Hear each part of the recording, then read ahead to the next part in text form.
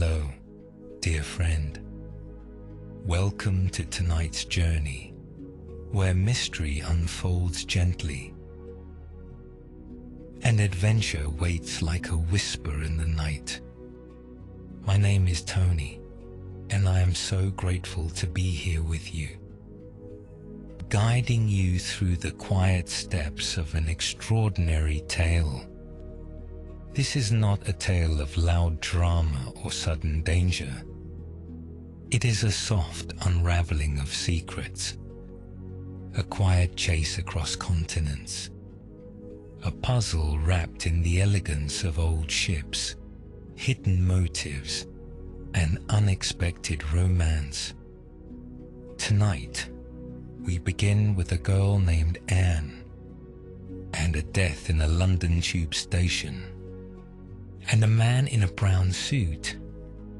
Before we begin, if this story brings you peace, if you find comfort in the slow rhythm of this voice and the world we create together, please consider liking and subscribing to this channel. It helps us grow, reach others who seek calm, and continue telling stories that soothe the spirit. You are welcome here. Now, settle in. Find a soft place to rest. Breathe in slowly and let go of your day gently as we begin.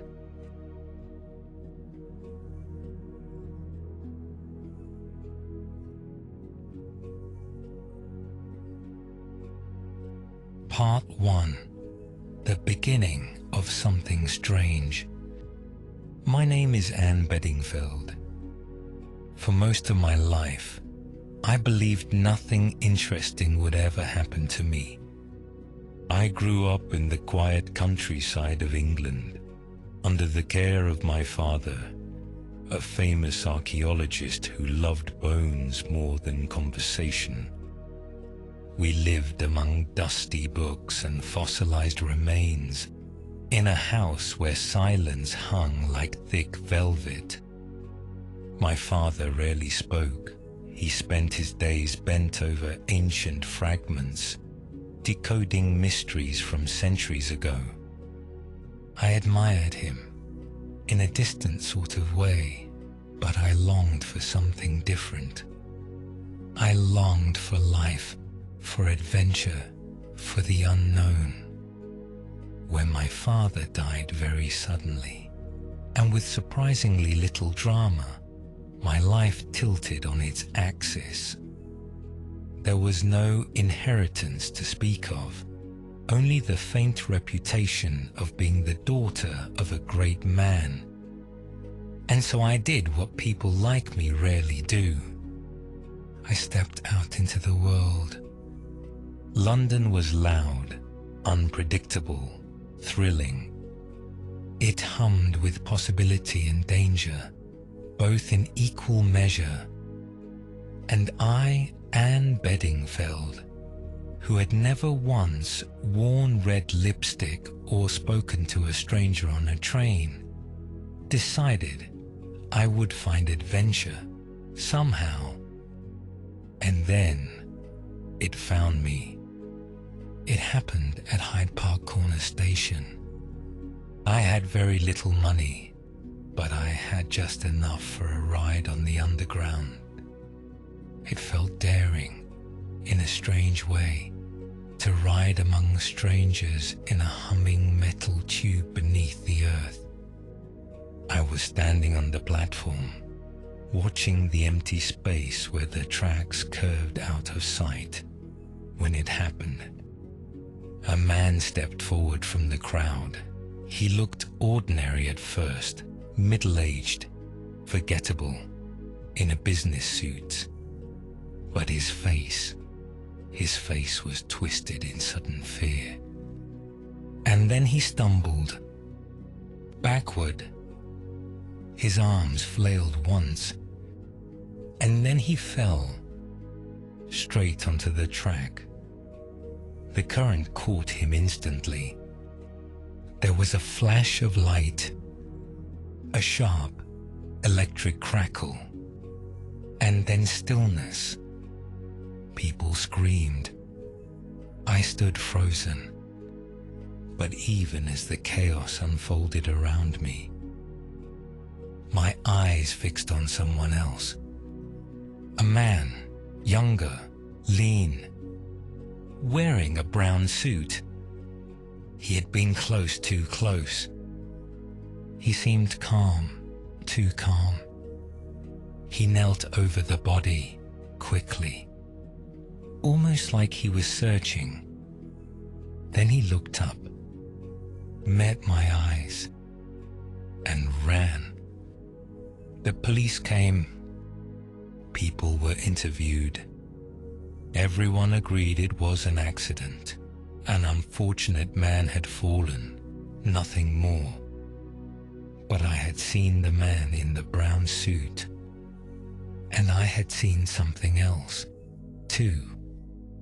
A scrap of paper dropped during the confusion. It lay near the edge of the platform, unnoticed. I picked it up, quietly. It said only a few things. A name, a number, and one word, Kilmorden. I didn't know what it meant, but I knew this, it was not nothing. And in that moment, as I stepped back into the light of the London streets, I realized something very simple. The life I had wanted had just begun.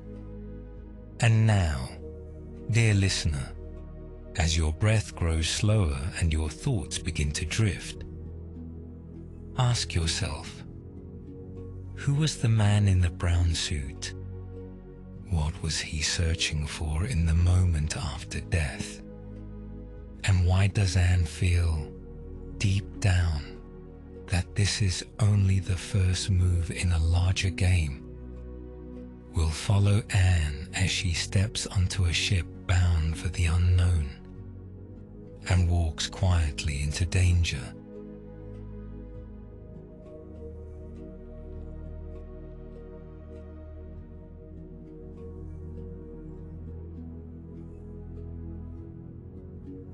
Part 2. A ticket to Kilmorden Castle. There is a strange sort of stillness that follows a moment of chaos. That hush after something impossible has happened, and you're left standing alone in the echo of it. I felt it as I walked out of Hyde Park Corner station. The small piece of paper folded tightly in my glove. It had no heading, no signature. Just a name, a number, and one word that didn't belong to any place I knew. Kilmorden. I took it back to the small room I was renting. There was barely any light, and the windows rattled when the wind passed through. But it was mine, and for the first time since my father's death, I had something more than grief and dust. I had a mystery. I sat with the paper under the lamp, tracing its creases with my finger. The number looked like a cabin assignment. The name, a ship perhaps. Kilmorden Castle. I opened the newspaper, flipped through the shipping schedules, and there it was. The SS Kilmorden Castle, bound for South Africa, sailing in 3 days. It should have felt absurd. Me, Anne Bedingfeld, a girl with barely enough money for breakfast, thinking of sailing across the world after a man in a brown suit. But it didn't feel absurd. It felt right. I sold everything of value, which, in truth, wasn't much. my father's books, a few small fossils, an old gold watch that had belonged to someone I barely remembered. It was just enough for a third-class ticket. Nothing more. But I didn't care. Adventure doesn't wait for perfect timing. It whispers when it pleases, and I had decided to follow it. The docks were cold the morning I boarded. The ship stood tall and white against the grey sky. Its name painted clean across the hull, Kilmorton Castle. I stepped aboard with a borrowed suitcase and a heart that beat too fast. Third class was cramped and noisy, but it didn't matter. I wasn't here for luxury. I was here to follow a thread. A thin, fragile thread that could unravel into everything. I began to observe. People, voices, accents. I kept my eyes wide and my mouth mostly closed. It was in the dining saloon that I first noticed him. Tall, quiet, wearing a pale linen suit and reading a newspaper with unusual intensity. He didn't match the other passengers, too polished for third class, too composed. But there he sat, alone, as if the world around him was no more than background noise. I tried not to stare, but something about him felt off. Not wrong exactly, just waiting. Later, I asked the steward, casually, "Do you know who that gentleman is? The one in the linen suit?" He shrugged. "Name on the list is Sir Eustace Pedlar, business, I believe, but he keeps to himself." The name meant nothing to me, but I wrote it down. Every detail mattered now. The voyage itself was uneventful in the way sea journeys often are. Endless waves, the creak of wood, the low murmur of engines below. But beneath it all, I felt tension coiling like rope. Something had followed us aboard. I was certain of it. Not a person. A presence. A pattern I couldn't see clearly yet. And then, on the fourth night, it happened again. A cry. A thud. Footsteps pounding along the corridor just outside my cabin. I flung open the door. People were already gathering at the end of the passage, murmuring, alarmed. Someone had broken into cabin 17, and someone was missing. The ship buzzed with questions, but I held the scrap of paper tighter in my hand, because cabin 17 was the number written on it, and whoever had been meant to occupy it had vanished. Now the game was no longer just mine.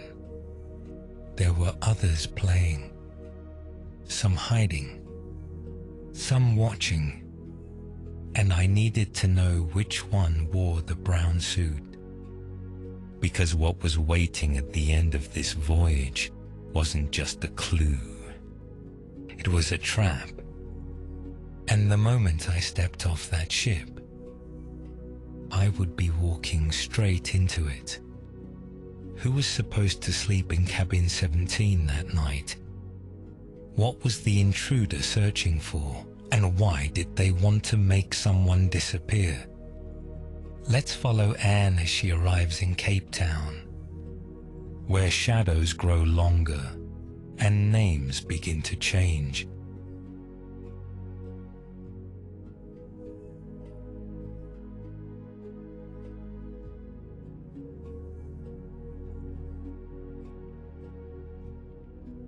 Part 3. The Cape Town Connection. Cape Town appeared through the mist like a city waiting to be discovered. The sun broke gently across the water as we approached the harbour, casting the mountains behind it in golden light. I stood on the deck alone, my hands resting on the rail, feeling the shift in air, in temperature, in possibility. This was not England. This was a place where everything felt new and uncertain. And it was here that I believed I would find the truth. The ship docked before noon. Passengers gathered their bags. Names were called. Farewells were exchanged. But I lingered. Cabin 17 remained sealed. The incident had never been explained, only murmured about. The missing man had not returned, and the crew had offered no answers.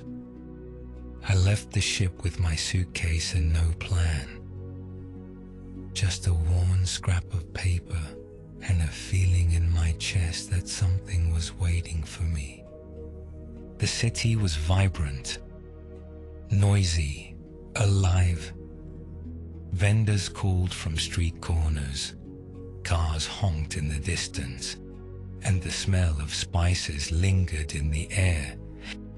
I walked slowly, observing, learning the rhythm of the place.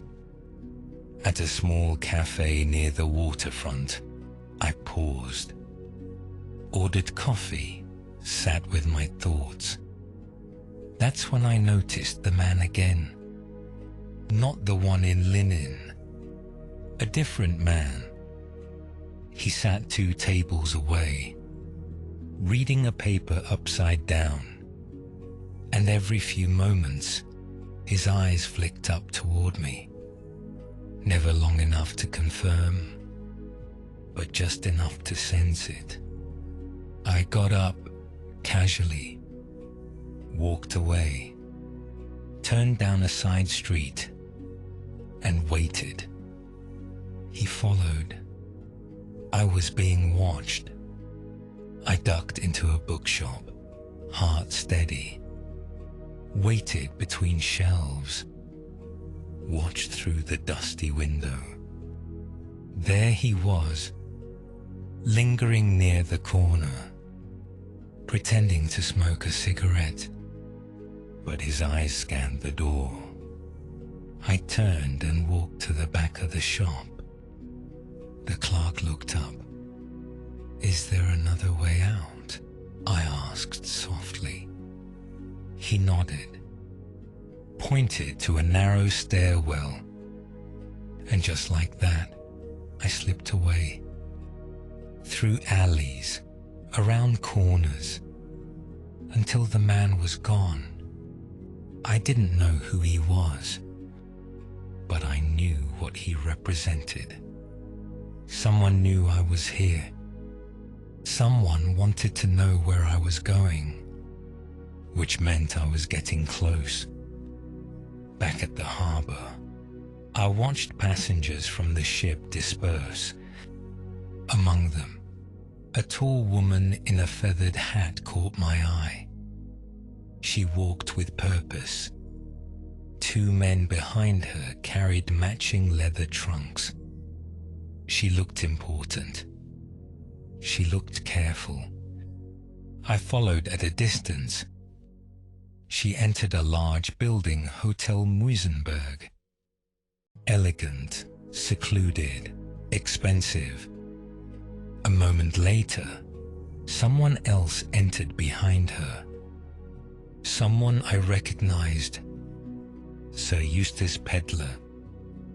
He paused at the front desk, signed something, laughed too loudly. The woman did not acknowledge him, but I saw it then. The faint flicker in her eyes when his name was called. recognition, and discomfort. There was history between them, and it wasn't friendly. I waited until evening before slipping into the lobby. The man at the desk gave me a polite glance.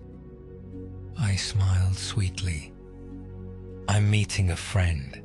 I said, "May I leave a note for Mr. Peddler?" He handed me a notepad. I wrote nothing, but while he looked away, I glanced at the register. Sir Eustace had checked in under his real name, but the woman, she had signed Mrs. Blair. I had a name, a location, and a sense that the web was widening. Mrs. Blair, Sir Eustace, the man in the brown suit, and somewhere beneath it all, the reason someone had died in a London tube station and someone else had vanished into the ocean of secrets that surrounded this ship, this city, and me. There was no turning back now. Who is Mrs. Blair, and what does she know about the man in the brown suit? Why is Anne being followed through the streets of Cape Town, and who stands to gain from silence? It's the next part. Anne takes a risk and uncovers a message that was never meant for her eyes.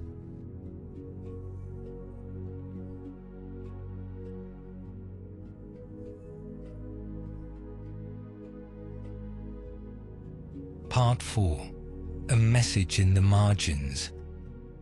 The evening light in Cape Town fell like amber across the buildings, turning glass windows into mirrors and stone streets into rivers of gold. It was beautiful, but beneath the beauty, I felt a tension, like a string pulled too tight. I had names now. Faces, pieces of something larger, but still no picture, still no motive. Only the growing sense that the man in the brown suit had not acted alone, and that someone, perhaps many someones, wanted his secret buried deep. I returned to the hotel the next day. Not through the front door, around the back. I found the servants' entrance, a narrow stairwell, a hallway lined with linen carts. No questions asked. I had timed it carefully. Sir Eustace Peddler and Mrs. Blair were out. I climbed the stairs quickly, heart steady but alert. Room 211, Mrs. Blair. Room 213, Sir Eustace. I paused. Room 212 was open, unoccupied. I slipped inside. From there, it was a simple matter of placing my ear to the adjoining wall and listening to the silence beyond it. And then I saw it. Something tucked under the bed in the empty room. Folded, forgotten. I reached for it and unfolded a travel itinerary marked with strange notations. At first glance, it seemed ordinary. Stops, times, ports of call. But in the margin, written in a hurried, angled hand, "Do not trust Blair. If things go wrong, use alternate plan. Contact C.R. directly." The name Blair was underlined twice. C.R. 2 letters, but they pulsed like thunder in my mind. Colonel Race, the name drifted out of memory, something I had heard on the ship. A military man, connected, quiet, someone who preferred the shadows to the spotlight. Why would anyone contact him in an emergency? Unless he wasn't just a bystander, unless he was pulling strings from behind the curtain. Footsteps in the hallway. I froze. A key turned in the next door. Voices, too. I slipped back out, quickly, silently. Heart thudding as I made my way to the stairwell. Back into the warm air. Back into the crowd. No one had seen me, but I had seen enough. That night, I sat by my window in the boarding house. The paper lay before me. I traced the letters slowly. Blair. C. R. Alternate plan. I didn't know what the plan was, but I had no doubt I was walking straight into the middle of it. And I was beginning to realize something else. The man in the brown suit hadn't been trying to kill the man in the tube station. He had been trying to protect him, and that meant his flight from the scene, his disappearance, was not guilty. It was fear, or loyalty, or something far more complicated.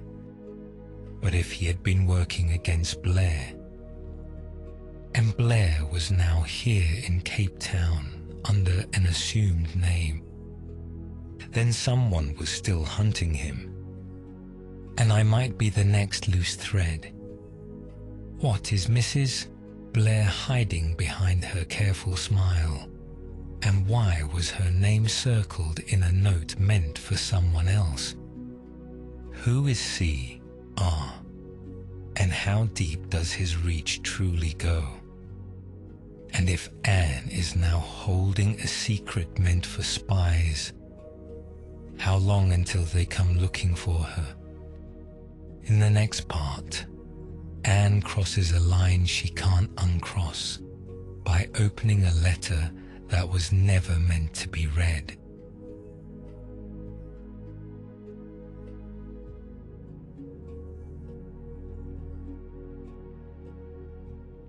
Part 5. The letter that wasn't meant for me. There are moments in life when curiosity isn't a gentle urge.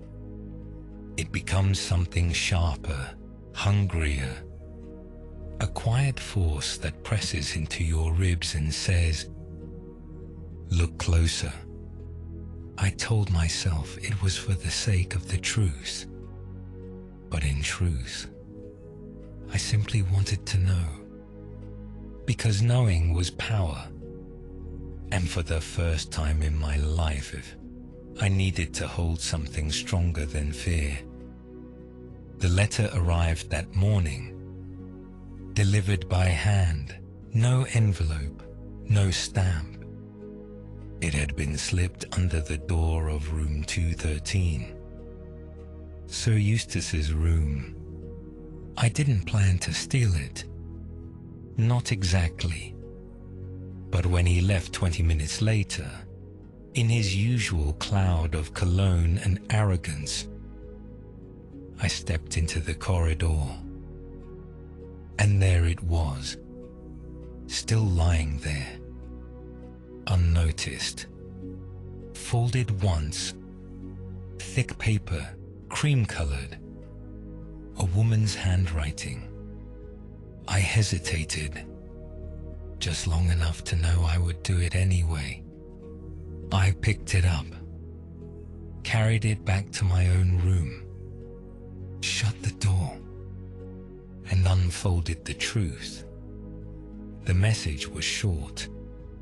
I have done what you asked, but if this fails, my hands are clean. I will not be blamed for what happens next. Kilmorden was only the first part. The real work begins in Rhodesia. Keep the girl away from the diamonds. N. Diamonds. I hadn't known until that moment what the game was really about. Not politics, not revenge, but greed. Simple, brutal greed. And something about that, about the clarity of it, made me feel suddenly very cold. Who was N? Who was the girl? Me? Or someone else? And what had happened on the Kilmorden Castle before I had even boarded? So many layers, so many names, and I was falling straight through them like paper. I didn't return the letter. I couldn't.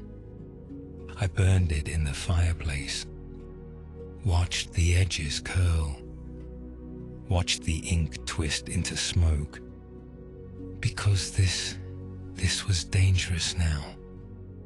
This wasn't just a missing man or a mysterious passenger. This was a network, a plan, and someone had just warned Sir Eustace to keep the girl away. But I was already in too deep, and I had no intention of turning back. I began watching them more closely. Mrs. Blair, Sir Eustace, even the other passengers from the ship who had slipped into the city like dust through a crack. At first glance, they seemed ordinary, but beneath the layers of polite words and practiced smiles, I sensed it. Fear, control, strategy. Someone had diamonds. Someone had killed. And someone was using me without me even realizing it.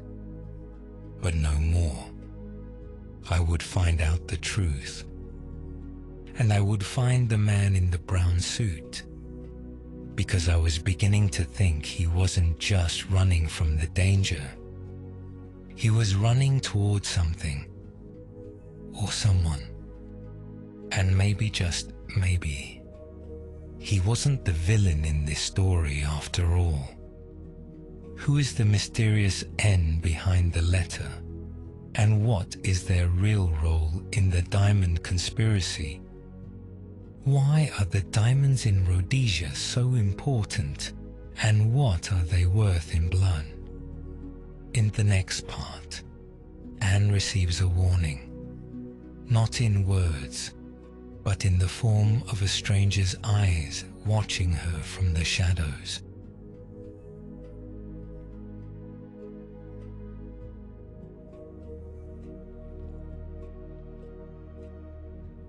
Part 6. Eyes in the Shadows. There are many kinds of danger in the world. The obvious kind with raised voices, heavy footsteps, and broken locks. And then there is the other kind. The kind you feel before you see it. That silence behind you that is just a little too still. That second glance in a mirror that catches more than your reflection. That was the kind of danger I was beginning to know intimately. I left the boarding house just after 9. The morning was clear, with a sky so blue it felt almost false. People bustled past me with purpose, but I moved slowly, carefully. I had started walking like someone who expected to be followed. And I was, not always, not obviously, but enough to know it wasn't my imagination anymore. At first, it had been the same man from the cafe, the one with the upside-down newspaper, But now there were others. A woman who never made eye contact but always arrived where I did, moments later. A boy who sold flowers and watched me too closely when I passed. None of them confronted me, but they didn't need to. Their message was clear. We see you. And yet, strangely, I didn't feel alone. Because in the edges of it all, in the blur of movement and shadow, I had seen him again. The man in the brown suit, just once. I was leaving the post office when I caught a flicker of him across the street. Half turned, walking away. There was no doubt. Not this time. Same build, same stride, same color of coat. He didn't look at me. He didn't stop, but he was there.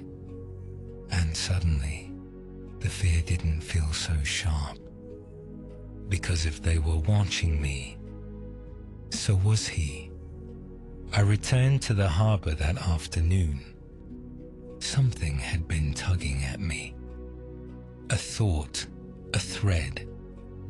The ship we had all arrived on the Kilmorden Castle was still docked for maintenance. Crew moved about lazily, cleaning and unloading supplies. I walked along the wharf, hands in my pockets, trying not to look like a girl who had opened someone else's letter and was now trying to uncover a diamond smuggling ring. A low voice behind me said, "You're braver than you look." I turned quickly, but there was no one there. Just the shadow of a man stepping back into the alley behind the freight office. I followed, heart pounding. But when I turned the corner, he was gone. Only a slip of folded paper lay on the ground. I picked it up with trembling fingers. Inside, one line. "If you want answers, take the train to Muizenberg. Tomorrow, noon. Come alone."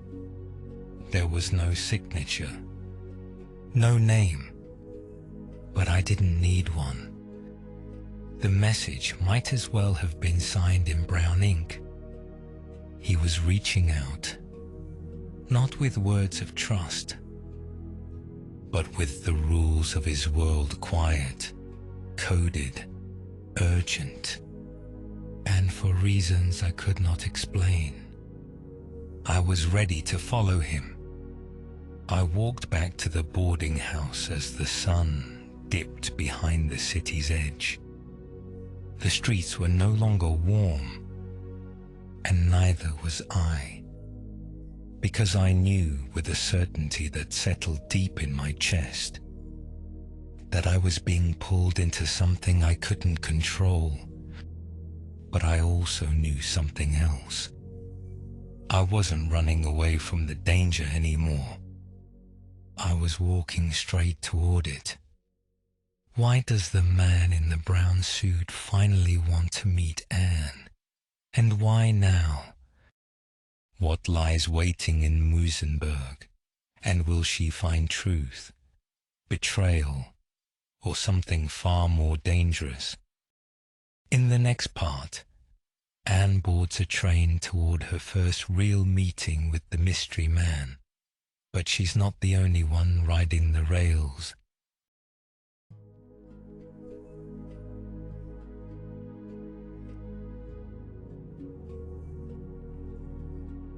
Part 7. The train to Muizenberg. The morning air carried a strange weight. Cool, expectant, like the pause between lightning and thunder. I woke early, though I hadn't really slept. There are decisions that change us the moment we make them. agreeing to meet a man I had only glimpsed. A man tied to death, to diamonds, to danger. Was one of those decisions. But I wasn't afraid. Not in the way I had been. What I felt now was sharper. Like curiosity sharpened to a blade. The train to Muizenberg left from platform 4. Not crowded, not empty. Just enough people to blur the edges. I bought a ticket with the last few shillings I had and stepped aboard. Wooden seats, soft sway. Dust danced in shafts of sunlight between the window panes. I chose a seat by the window. Not too close to the front, not too far back. Just enough to see. Just enough to disappear, if I needed to. The train lurched forward. The city began to fall away, and the silence between the wheels became a drumbeat inside my chest. At the third stop, someone boarded. I didn't turn around. Not at first. But I felt it. The slight shift of energy when a stranger walks into the room with purpose. A second passed. Then another. He sat across from me. Not directly, one row ahead, facing the other way. As if we were strangers by accident. But I knew. And he knew that I knew. He didn't speak. Not until the conductor passed and the train began moving again. Then, softly, without turning his head, "You shouldn't have come." His voice was low, dry, not cruel, but wary. I leaned forward, just enough for my words to reach him. "You asked me to." He gave a slight shake of his head. "I left a message. That's not the same thing." I almost smiled, but I didn't. "Are you going to tell me what's happening?" I asked. A pause. Then, "No." I blinked. "No." He turned slightly. Just enough for me to see his profile. High cheekbones, eyes like storm clouds. A face built for shadows. "You're already in the middle of it," he said.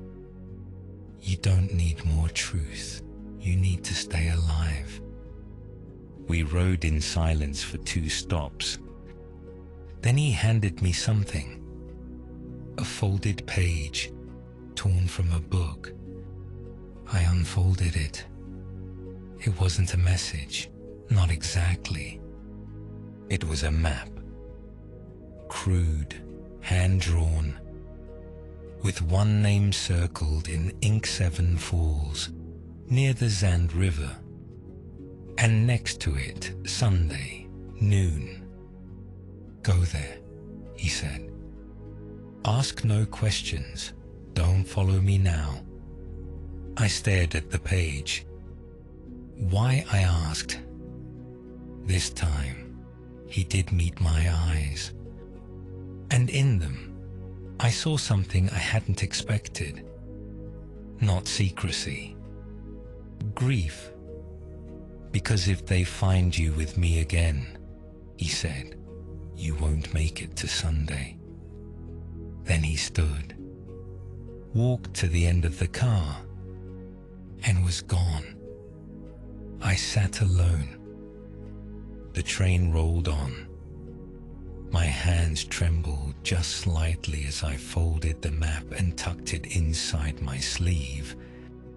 He hadn't told me his name. He hadn't told me what the diamonds were for, or who was hunting who.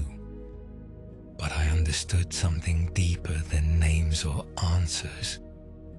He was protecting me, and that meant someone else. Someone watching this same train, this same moment, was planning to do the opposite.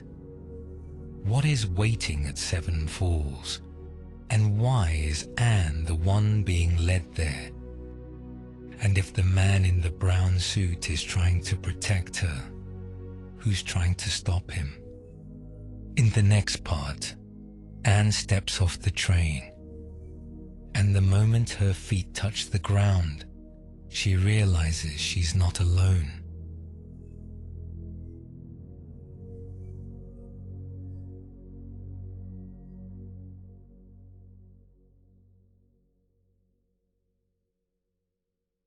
Part 8. Footsteps behind her. The train hissed as it slowed, steam curling in white threads across the platform. Muizenberg shimmered in the midday light, quiet and golden. The kind of place where danger should feel impossible. But I stepped off the train knowing better. The map was tucked deep in my coat. The man's warning echoed behind every breath.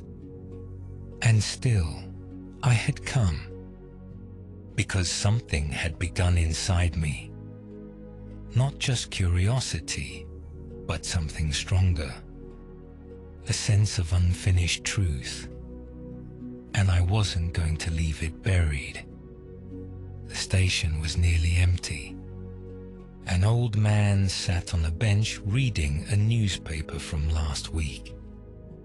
A child played with a red ball at the edge of the road. And in the far corner of the platform, a woman in white gloves waited for no one. I walked slowly, my footsteps the only ones on the wood, out through the gates, down the sloping path toward the edge of town. The houses here were older, paint peeling from porches, curtains pulled back just slightly as I passed. I turned once. The platform behind me was still, but the air had changed.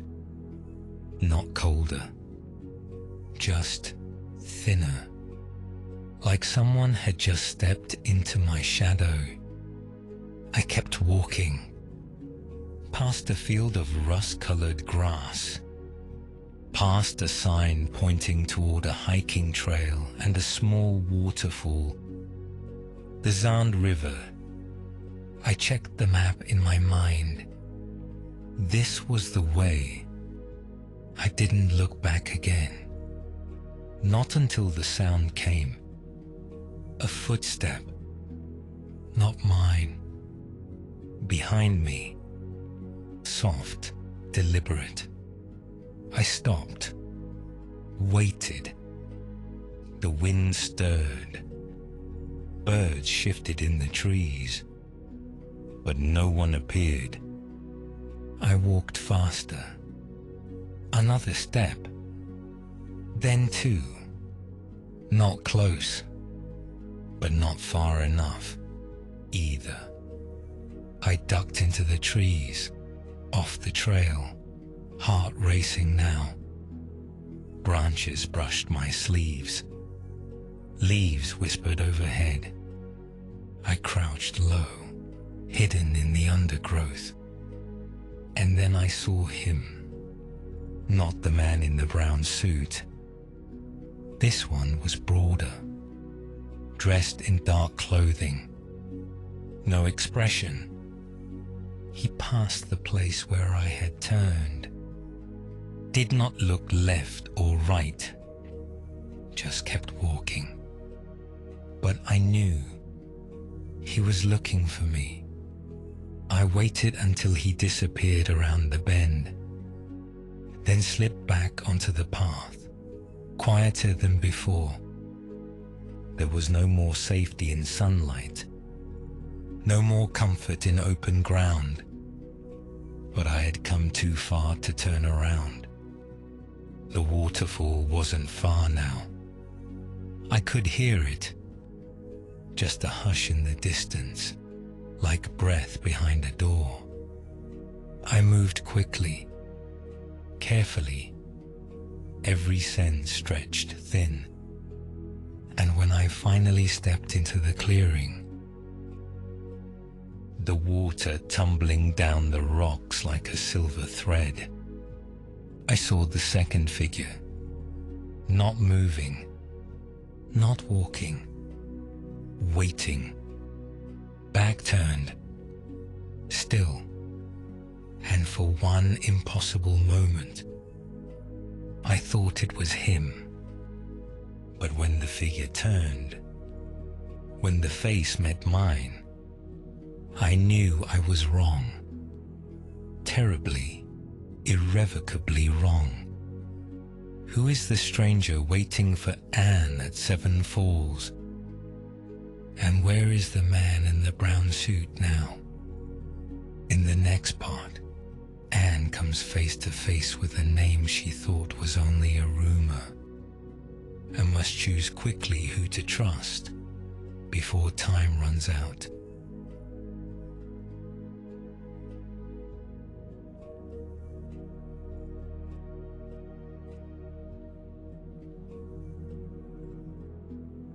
Part 9. The Name Behind the Curtain.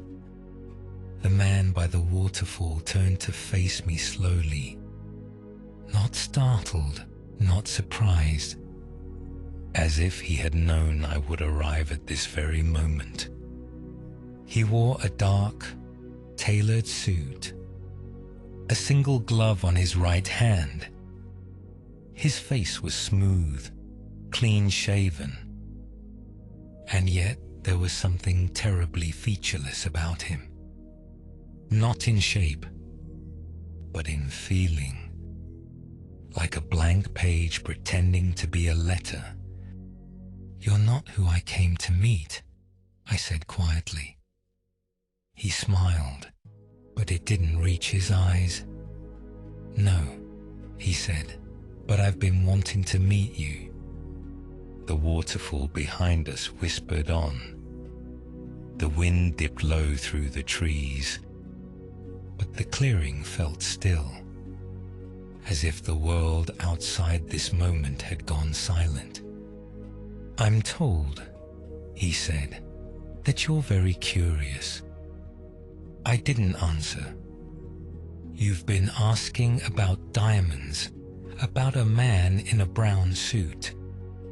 You've been looking in places you shouldn't, opening doors not meant for you."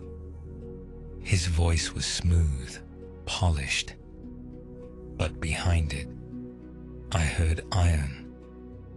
"You're not with the police," I said.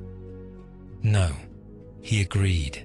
"The police don't know what to do with people like me." "And who are you?" I asked. He stepped closer, one pace. Not threatening, just enough to make me hold my breath. "You may call me Dr. N." The letter N. Everything inside me snapped alert. He watched my face carefully. He knew I recognized it. "Tell me, Miss Bedingfeld, what do you think you've uncovered?" He asked it like a test, like he already knew the answer, but wanted to measure the shape of my ignorance. I steadied myself. "I think someone is smuggling something worth killing for her. I think the man in the brown suit was trying to stop it. And I think I'm not the only one being followed." Dr. N nodded, almost approvingly. "And yet," he said, "you continue walking forward. Wouldn't you?" I asked. His eyes darkened. "I don't walk," he said. "I build the path." He turned then, reached into his coat, My heart jerked. But what he produced wasn't a weapon. It was a file, tied with twine, stained at the edges. He dropped it at my feet. "Take it," he said, "if you want to keep playing." I stared at it. "What is it?" His smile widened. "The part you haven't seen yet." Then he stepped back into the trees. No rush, no sound, and he was gone. I didn't open the file immediately. I sat down on a rock, the spray of the waterfall gentle on my skin, and let my breath return to me. The file sat there like a question. I untied the twine. The first page was typed. Confidential dossier, subject Anne Bedingfeld. My name, in block letters, top of the page. I turned to the second sheet. Photographs. Me boarding the Kilmorden Castle. Me walking through the streets of Cape Town. Me standing outside the hotel. The third page. A list of known associates. Mrs. Blair, Sir Eustace, and at the bottom, brown suit, status unstable asset, potential threat. They didn't just know I existed. They had been watching me from the start, before I ever picked up that scrap of paper in the underground, before I ever knew what Kilmorden meant. Before I even understood I was in a story that had already begun without me. Who is Dr. M.N. really working for, and what is his true plan for Anne? What truth lies deeper in the file, and what will Anne do now that she knows she was never just a witness, but a target? In the next part, Anne makes her first decisive move and learns that sometimes the only way to stay ahead of danger is to step straight into it.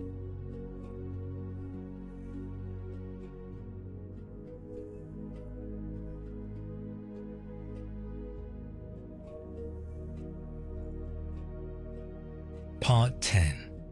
The only way out is through. I sat by the waterfall long after Dr. A.N. had vanished. The pages of the file trembled slightly in my hands, not from the wind, but from the weight of what they carried. Every photo, every line of text, spelled the same silent truth. This had never been just about the diamonds. It had been about me from the very beginning. And suddenly, every moment I thought had been a coincidence, the underground accident, the man in the brown suit, the empty cabin 17, they weren't coincidences at all. They were choreography, and I had been dancing to someone else's rhythm. But not anymore. I folded the file, tucked it into my coat, stood slowly. It was time to stop being the girl who stumbled into a mystery. It was time to become the woman who solved it. I returned to Cape Town before nightfall, not to the boarding house. That place was no longer safe. Instead, I found a quiet cafe on a side street where no one knew my name. Sat in the back corner, ordered tea I didn't drink, and waited. It didn't take long. He walked in just after 6. wearing a navy jacket, hands in his pockets. Not the brown suit this time, but still him. The man I'd been chasing, or perhaps the man who'd been chasing me. He saw me, hesitated, then crossed the room without a word. He sat opposite me, and for a long moment we didn't speak. The noise of the cafe filled the space between us. Finally, I placed the file on the table. His eyes flicked to it. He didn't touch it. "I met Dr. N," I said. Silence. "I know you're not just running," I continued. "I know you're fighting something.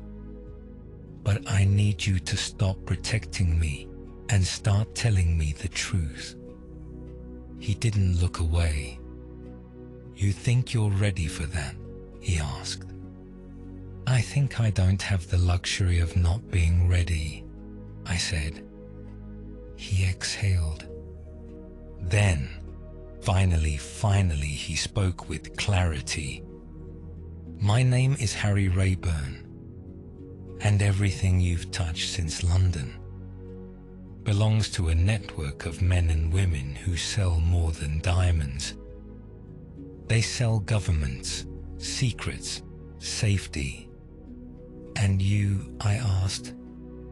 "I used to be one of them." He told me more that night. About Dr. N, about the Colonel, the invisible figure behind it all. About how the diamonds were just currency for something far larger.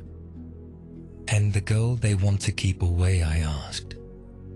He looked at me for a long time, then said, without blinking, "You..." The words landed without drama. They didn't need to be shouted. I understood now. I was the last piece on the board they couldn't control, because I wasn't supposed to be part of the game. I was unexpected, and that made me dangerous. "So what now?" I asked. Harry leaned forward. "Now we go to Rhodesia, to the mine where the diamonds were stolen, to the place this all began." I nodded, and for the first time, I didn't feel like I was following him. I felt like I was walking beside him. We left the cafe through separate doors, agreed on a time, a route, a signal. The game was still going, but it was changing. Because now, they weren't the only ones with a plan.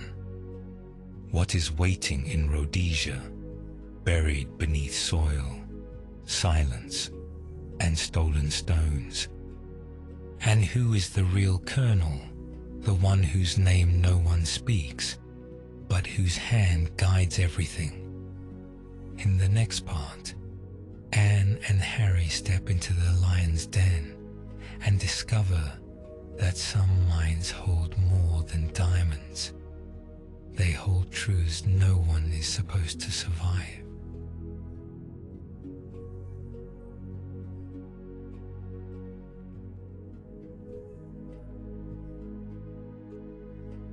Part 11, Into the Lion's Den. We left Cape Town just before dawn. Two shadows boarding a train that carried no promises. The air outside was cold, but not bitter. It held the hush of something ancient, as if even the land knew we were heading toward a place that didn't like to be disturbed. Harry said little. I didn't press him. The silence between us wasn't empty anymore. It was full of questions waiting to be answered, and of a strange, growing trust neither of us had asked for. Rhodesia was dust and sun and silence. Not silence like London, but a silence born from vast spaces, where secrets could lie undisturbed for years, and no one would think to dig too deep. From the small station, we travelled by car, a battered truck that coughed and rattled but kept moving. Each mile carried us further from the world I had once known, and closer to the truth. The mine didn't appear on any map. It wasn't listed, wasn't spoken of in towns. Even the local driver hesitated when we gave him the location. "They say it's dead land," he muttered. "Nothing comes out of there now." He left us at the tree line. Refused payment. "Keep your money," he said, "but don't stay when the sun falls." Then he was gone. We walked the last mile. Brush scraped our legs.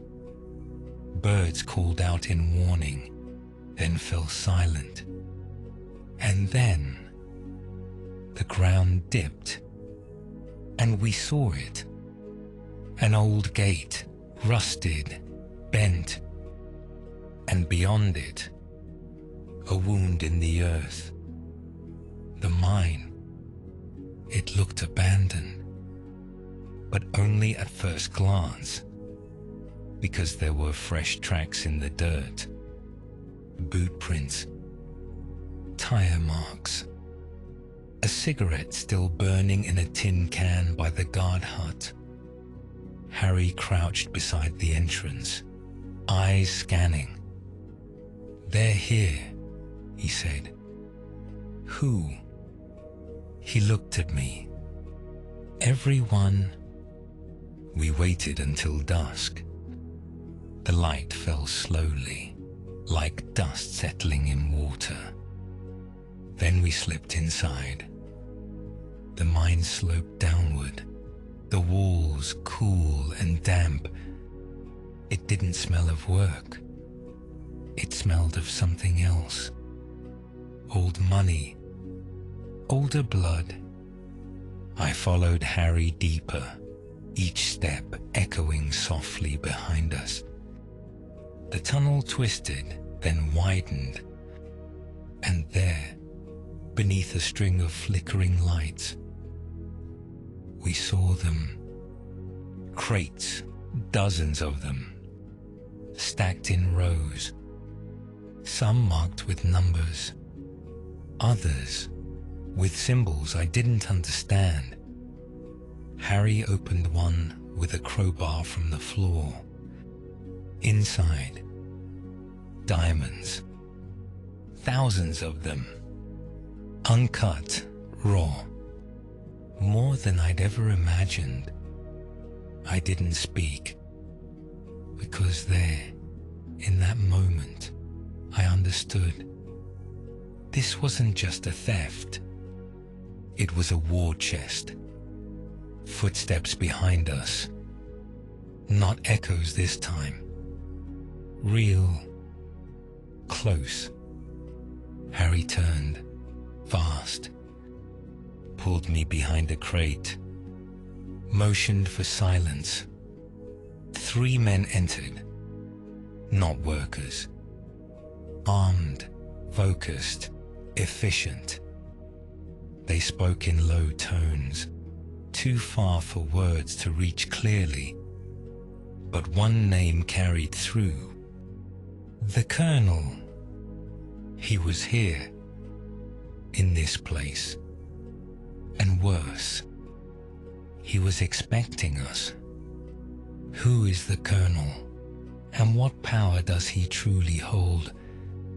And how long can Anne and Harry stay hidden in the heart of his empire before their presence is discovered? In the next part, a name from Anne's past reappears, and the shadows of the mine reveal more than diamonds. They reveal betrayal.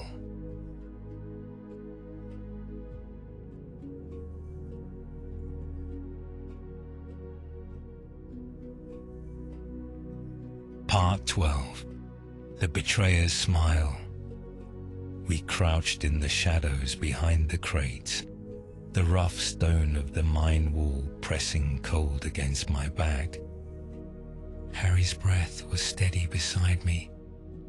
He was watching the men, as if he could read their movements before they made them.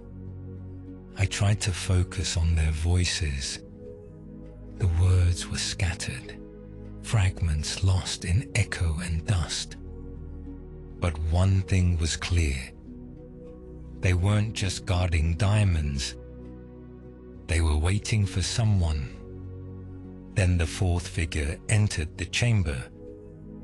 I saw only the back of him at first. Tall, confident, not hurried. The others straightened at his presence. He didn't bark orders. He didn't need to. He moved like someone who already owned everything in the room, and everyone in it. He stepped into the light, and the air in my chest turned to stone. Sir Eustace Pedlar. His jacket was pressed, his boots polished, his expression relaxed, almost amused, as though he had wandered into a parlor for tea, not into the depths of a mine full of blood-covered stones. Harry's hand closed around my wrist tight. "You know him," he whispered. I couldn't speak, only nodded. Sir Eustace, the pompous, self-important traveller, the man who had smiled at everyone and said nothing of value. The man I had assumed was just scenery. Now here he was, at the center of it all. And when he turned slightly, scanning the crates, I saw something else. He was smiling. Not the nervous smile of someone hiding guilt. The quiet, content smile of a man watching the last piece of his puzzle fall into place. He said something to one of the guards too low to catch. They laughed. And then he held up a hand. The others stepped back. And from his coat, he pulled out a sheet of paper, held it up in the dim light. It was the shipping ledger from the Kilmorden Castle. Cabin numbers, passenger names, mine among them. My fingers went cold. "They were watching you from the beginning," Harry whispered, tracking every move, why I breathed. He looked at me. His voice was low, almost mournful. "Because they thought you were expendable until you stopped acting like it." Sir Eustace folded the paper again, tucked it neatly away, and turned to leave. His footsteps faded into the tunnel, light and unhurried. The guards followed, and once again silence fell. But it was a different silence now. Not the stillness of waiting, but the silence of knowing. We emerged from the shadows slowly. Harry closed the crate, wiped dust from his hands. "He's not the Colonel," I said. "No," Harry agreed, "but he's close enough to whisper in his ear." We started back toward the tunnel mouth, but before we left, I turned and looked once more at the wall of crates, at the diamonds, not shining, not clean, just waiting. Waiting for the next lie to be told, the next signature to be forged, the next country to fall. And I knew then, this wasn't about smuggling anymore. It was about power. And Sir Eustace Pedler smiled like a man who had always known that. Who is truly pulling the strings behind Sir Eustace? And how far are they willing to go to protect their empire? In the next part, Anne receives help from the last person she expected and finds herself caught between two traps, with only one way out.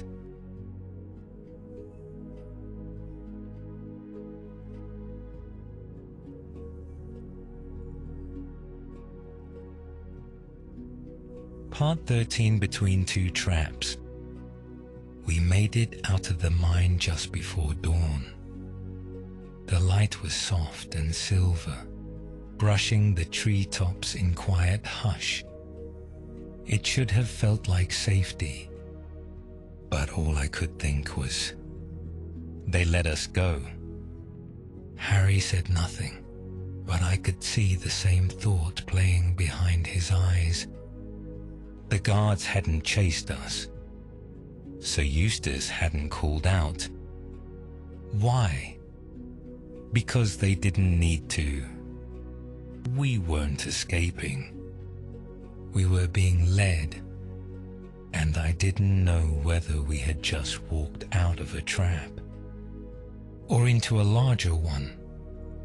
Back in the village, we kept our heads down, found a dusty roadside inn with creaky floorboards and no questions asked.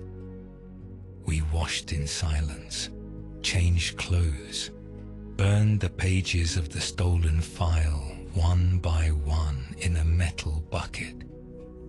Then Harry said it. They'll move the diamonds. When? Tonight. How do you know? He gave me a look I couldn't quite name. Because that's what I would do.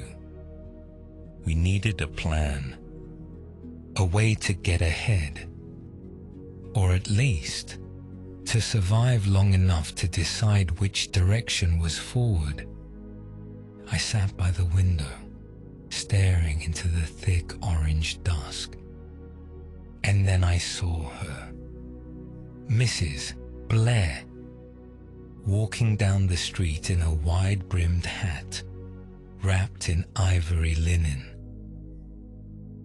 As if she hadn't just emerged from the core of a conspiracy. I rose slowly. Harry saw the change in my face, followed me to the door. You know her, he said. Yes. She's dangerous. So am I. We found her sitting on the back porch of a closed cafe, sipping tea like a woman with no past and no future. She saw me approach, tilted her head slightly. I wondered when you'd come, she said. You always were too clever for your own good. Her voice was calm. No apology. No guilt. Just recognition. You work for them, I said. She smiled. I work for myself, and sometimes those paths align. And now, her smile faded. Now they don't. She slid something across the table. An envelope, unsealed. Inside a page torn from a ledger. A date. A route. A shipment number. The diamond transport. Tonight, midnight. Leaving through a private airstrip near the Copper Ridge. Why are you helping us? Harry asked, voice edged. Mrs. Blair didn't flinch. Because the Colonel is cutting me out. Because Peddler thinks I'm expendable. And because I'd rather burn the house than be locked out of it. She stood. You have one chance. And it doesn't end cleanly. Make your peace with that now. Then she was gone. No farewell. No promises. Just a truth dropped like a coin into a deep well. Harry turned to me. You believe her? I paused. I believe she wants out, and she knows the only way is through someone else's fire. He nodded once, then said quietly, then we move fast, before the house burns with us still inside it. What's hidden inside the final shipment, and what truth is so dangerous, even traitors are willing to expose it.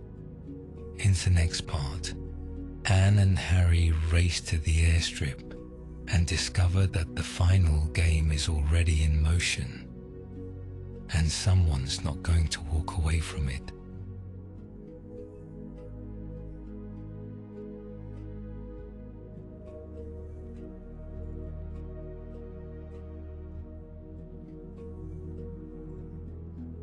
Part 14. The last flight out. The night was darker than it should have been. No moon, no stars, only the sound of the wind whispering through the dry grass, and our footsteps over cracked earth. Harry drove the truck in silence, the headlights low and flickering. He knew the route, but the road was barely there, more suggestion than direction. I held the paper Mrs. Blair had given us. Read it again, though I already knew every word. Shipment no. Zur chapter RZ. Coordinates for a private airstrip. Time 23. Fifty. We had 30 minutes. There was no security at the outer fence. No guards in sight. Just a row of hangars like sleeping beasts.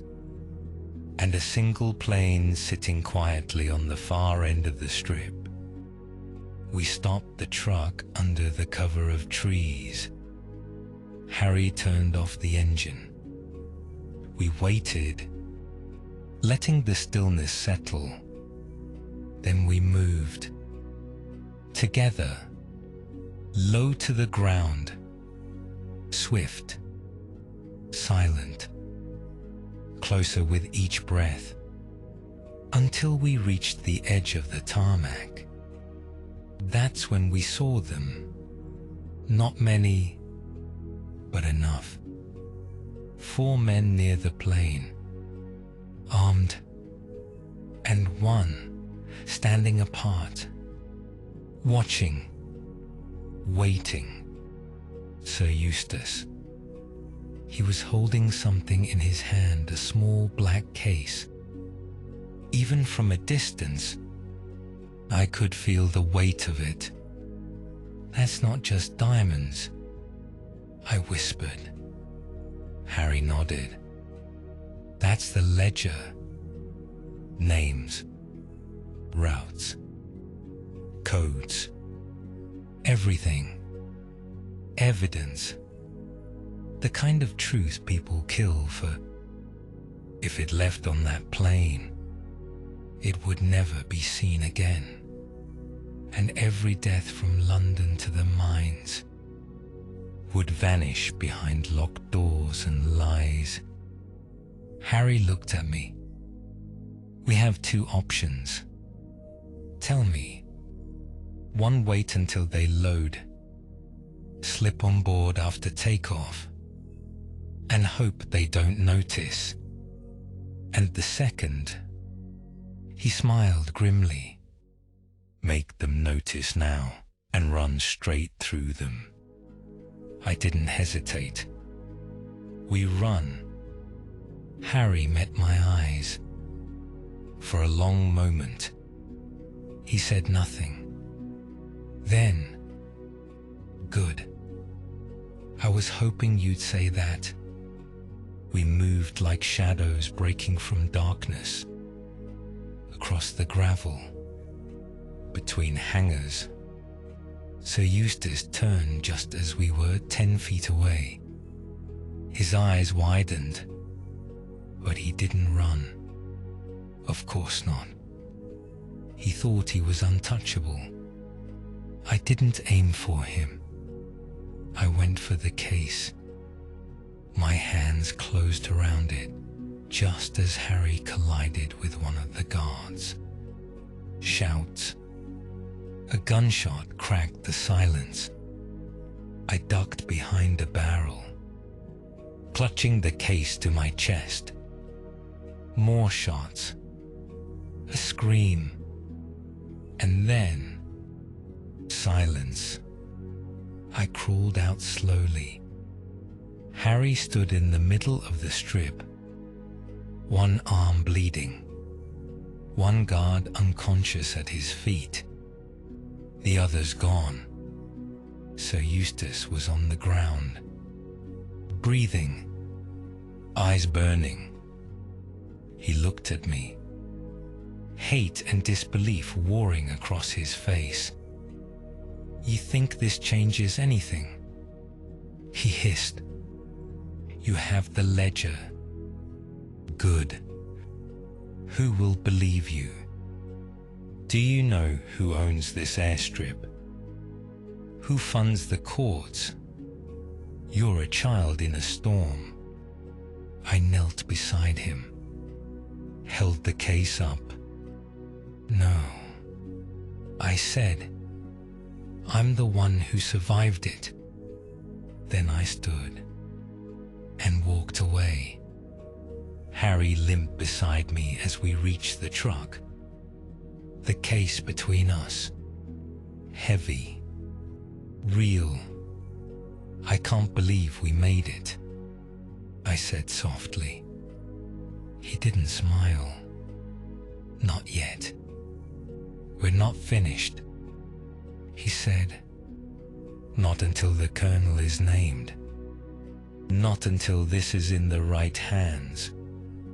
I nodded, and as we drove into the bleeding light of morning, I realized the diamonds were only the beginning. What we held now was the future. Who is the real Colonel, the ghost behind the curtain, whose name no one dares speak? And what price must Anne and Harry pay to bring the truth into the light? In the final part, the last mask falls, and Anne must decide what justice really means when it's no longer safe to believe in heroes.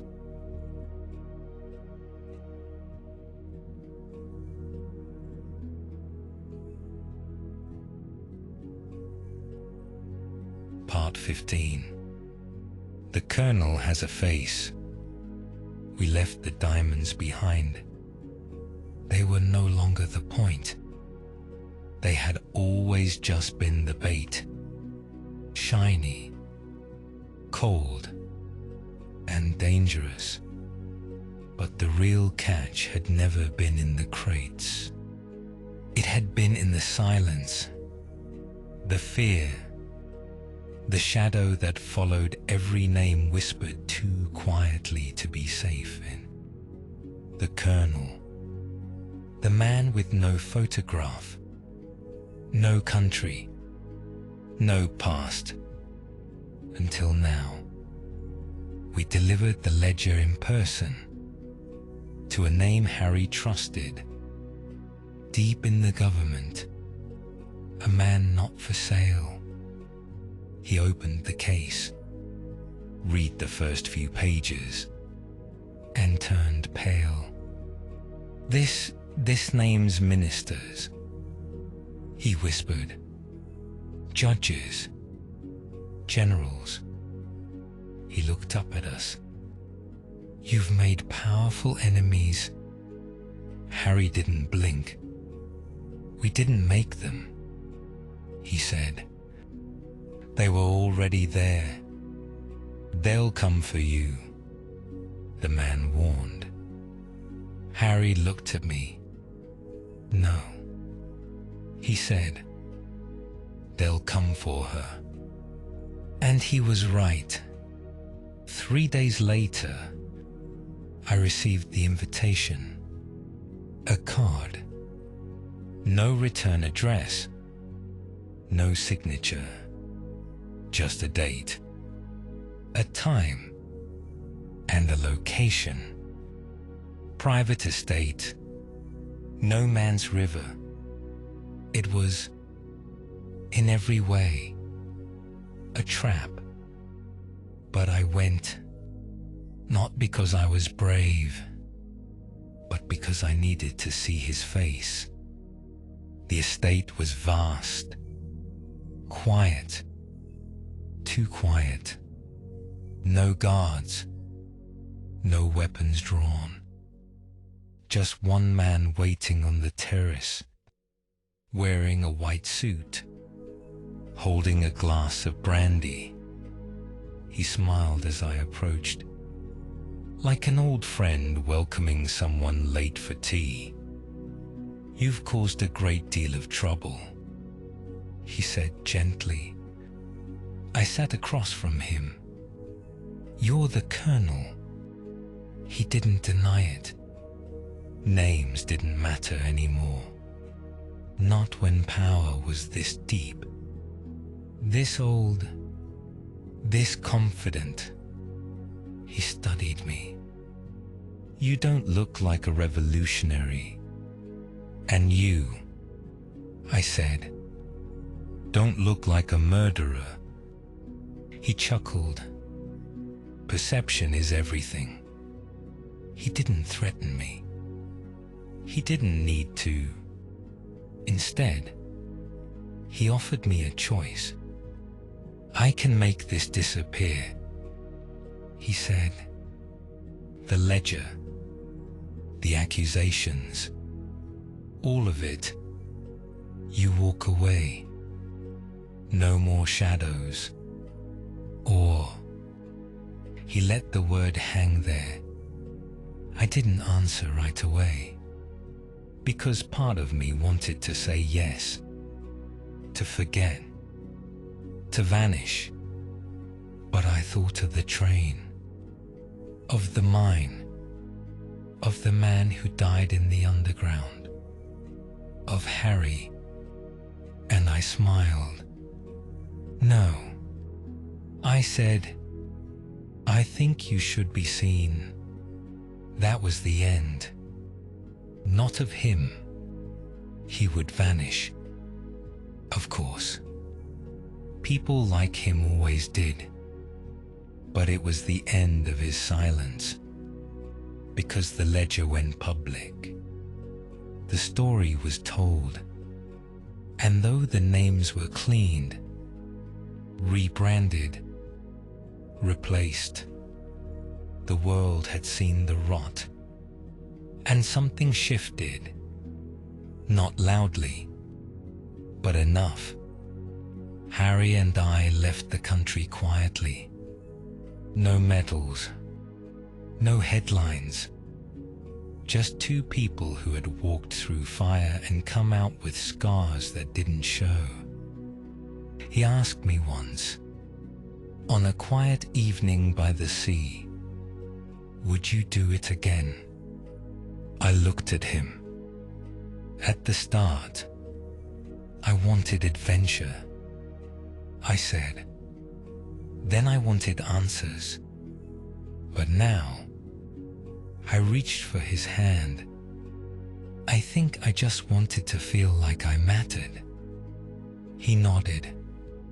You did. We sat in silence as the sun slipped beneath the waves. And for the first time in a long time, I didn't look back. Thank you, dear listener, for walking with Anne through every step of this story, from a fall in a London tube station to the heart of a secret empire. The man in the brown suit is more than a mystery. It's a reminder that courage is quiet. And sometimes, the bravest thing we can do is keep going. Until next time, rest well.